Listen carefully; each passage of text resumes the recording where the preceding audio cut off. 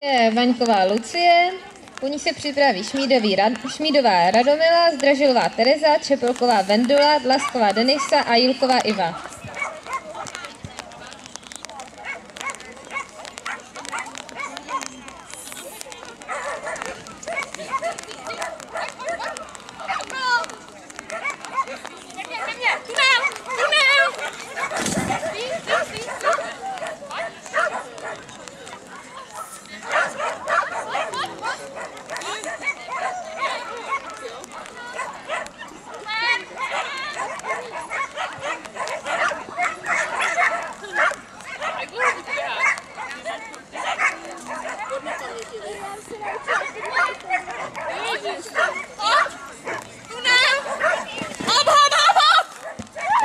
Máme v cíli čistý běh, v čase 39,90.